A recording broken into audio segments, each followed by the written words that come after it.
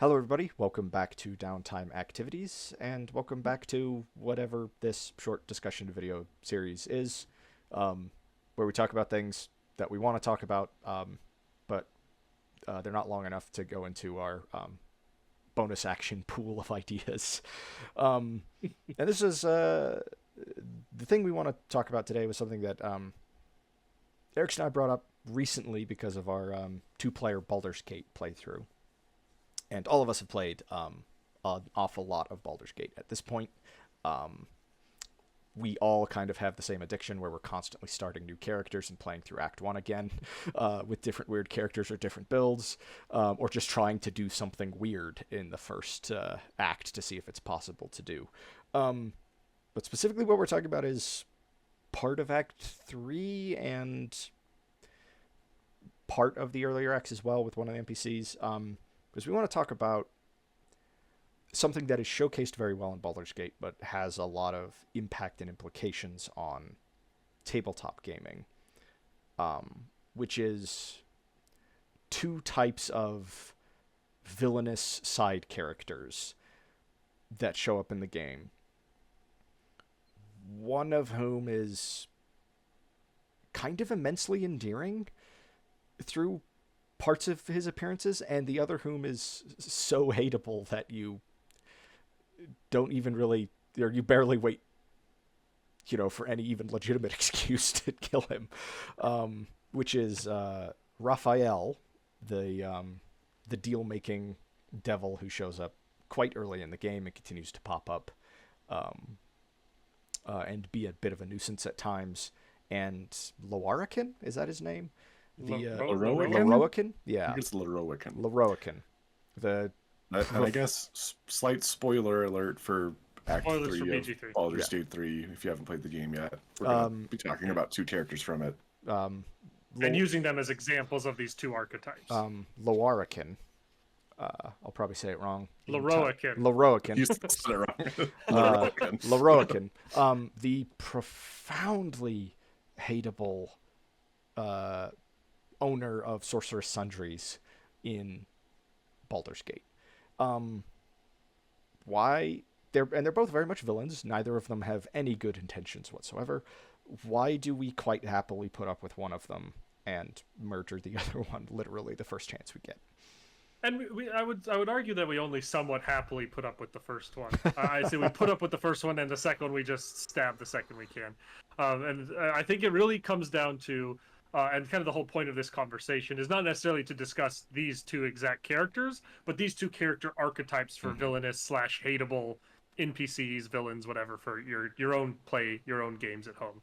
And that is kind of two big archetypes of hateable, which is the like you said, a kind of a borderline like endearing or like an interesting, somebody that you know is the villain, but you enjoy your interactions with. The interactions are interesting, they're evocative, they're funny, they're whatever it is. Well, there's some stylish. sort of like there's finesse to it. There's a level of finesse to the evil that makes it enjoyable to interact with and eventually to defeat.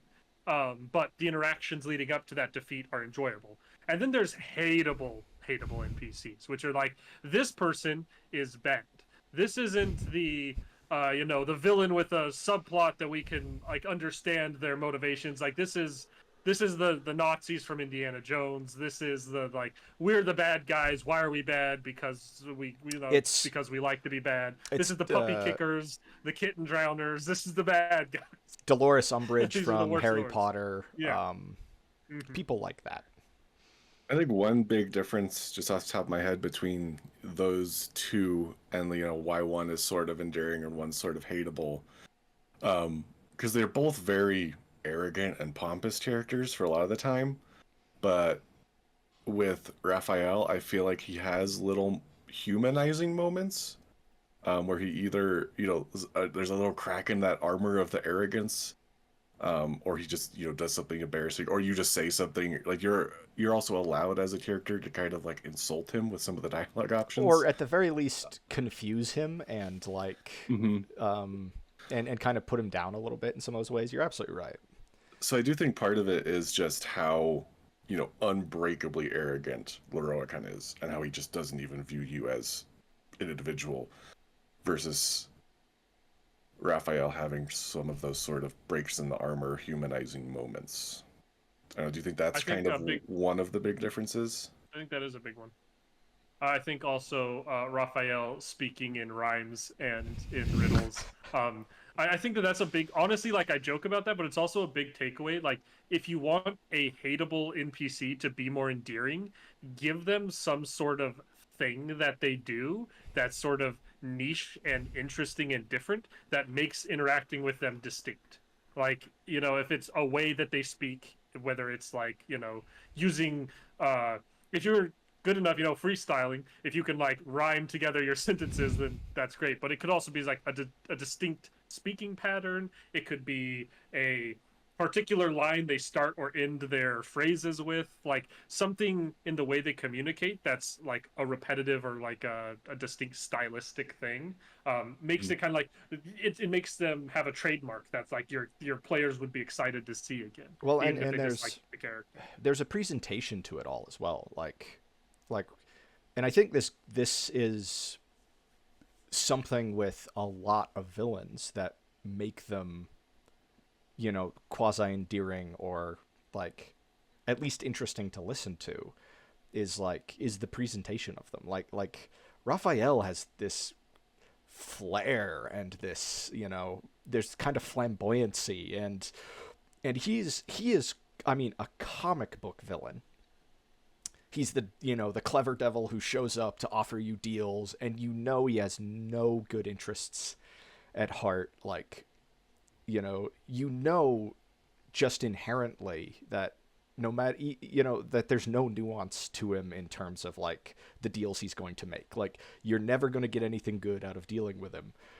Nothing good can come of interacting with him in any way, but he's presented very purposefully that way. He's flamboyant. He appears, he's got this lavish mansion and this big feast. And when he transitions from his human form to his devil form, which isn't much of a difference, he like goes red and gets wings. But he does it as this like grand, like, haha, like reveal. And it's just kind of like, and you totally have the option at that point, as Cusco said, to just kind of like turn away from him and start like filling a plate with food. And like and totally deflate this like whole grand presentation of his. And that's every time he shows up, he kind of has this like, haha, we meet again, like kind of moment to him. And it's just like, it's so easy to see your characters being like, what do you want, dude? Like, we got to dive into this crypt and fight like 6 bosses, and there's going to be like all sorts of junk and weird traps and stuff in there. Like, we do not have time for this. And I think part of the big difference between those two as villains as well is sort of how imminently threatening they are when you meet them. Like Raphael, he's a bad guy, but he never, immediately tries to attack you. Or, you're always kind of like dealing with him, but he's not an immediate threat. Whereas by the time you meet Leroican, like, I won't go too much into spoilers, but, he is immediately going after a member of your group. So you kind of don't have the option of just like kind of hand waving him off and be like, oh, silly Leroican, you just say no. Like, no, he's after somebody. So I think that probably helps color your perception of each of them in terms of just how imminent of a threat they are. Because I think of Raphael, even with all his flair and stuff, if he suddenly, or, if from the first encounter with him, he was a much more imminent threat and was attacking you and, all this kind of stuff, I think your perception of him would be a little different. Yeah, I think you're absolutely right. I think there's also something to say for a nuance in evil, or like a nuance in the evil plan.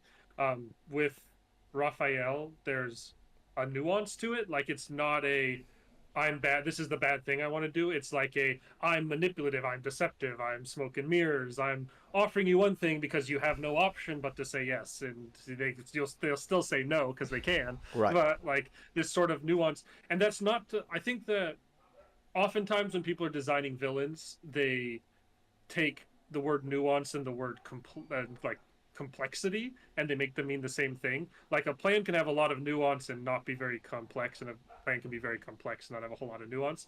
And like Lorokin's big evil thing he's trying to do is fairly complex in the like mechanical thoughts behind it, but there's not a whole lot of nuance to it. Like, spoiler alert here, there's an individual that he wants to basically take and lock away and turn to make himself immortal. Like his thing mechanically, the complexity behind it is there's this massive amount of magical knowledge and knowledge of this individual that you have to be able to do this evil thing. But the plan is, I'm evil, I'm self-centered, I want to live forever, I want to have this power for myself, I'm going to take it. Whereas Raphael is all this like, I'm going to make this deal because if you agree to this, then you have to get me this other thing later on that I want that you don't even understand yet. But I want to use that for my nefarious purposes that you also don't understand. You just know this is powerful and you shouldn't make a deal with me for him to end up with it. Like there's much more nuance. Both are complex evil, but one is an evil with a nuance. And that I think tends to be more interesting and makes you willing to let them stick around a bit longer and see more of what the details of that are. Well, and I think, a lot of, to me, what it adds up to is like, on the one side, you end up with this, like flamboyant, interesting, I mean, he's very much evil, but it's this, he's a showman, and you're right, he's not immediately threatening. He's like, clearly he's up to no good and you shouldn't be dealing with him, but you're not having to fight him immediately. And the other one just comes across as a dick. And like, for some reason, or maybe not for some reason, like, I'm sure there's a good psychological reason for this, but it seems like in our experience, player characters are willing to put up with the dramatic showman evil. They're not willing to put up with the dick. Like, no. I look at and our particular run of Curse of Strahd isn't an excellent example of this necessarily, but like Strahd is this like dramatic showman kind of evil, and he's supposed to kind of show up and interact with the players multiple times, but that's not exactly how it happened. But in our particular run, we immediately, at the first opportunity, murdered the mayor of the starting town because he was just a dick. Like, and that's like, on the one hand, it's like, Strahd, we'll get to, we're working on it. We're collecting the artifacts. We're working on dealing with the ancient evil vampire and breaking this curse and all this stuff. But that mayor, get the bonking hammer. Like, that's it. We're dealing with this. Yeah, we're dealing with this right now. Like, it's and that's a very good piece of advice for DMs, because it can let you sort NPCs into camps depending on how you want the players to approach that problem. That leads us to our next discussion topic, which I'd like you to continue this train of thought with, which is, how do we as a DM weaponize these two types of NPCs? Where do you use one versus the other to get the most mileage out of them? If you want that NPC to stick around, if you want them to become not necessarily a piece of the backdrop, but a recurring piece of the campaign, a piece that is always working on their nefarious plans, even if the goal is eventually that the players will defeat them, go for the Raphael type of villain. That way they can continue to show up. They can continue to be piecing their plans together in the background. They can show up when it's most inconvenient for the party, but the party will still put up with them and allow them to sort of exist into the long term. If you want the party to encounter an NPC and immediately put them down, you go with the whatever the wizard's name is. Lorokin. Lorbetorkin. I'm not even going to try at this point. Bless you. The opposite is also true. If you have an NPC, whether you intend for them to be a big villain long term or not, but you want them to not get killed, or at least have strong opposition from a party of your average adventurers, don't make them an asshole. Like, if you want a player or an NPC to immediately be at odds with the party, and there's like obviously a lot of difference in one versus another. Kind of like there's different types of assholes. But like if somebody's a jerk and is just like awful, the party is going to hate them, and they may not decapitate them in town square. Like we did to that jerk mayor, but they very easily will like immediately go out of their way to stop them from being able to do what they want to do.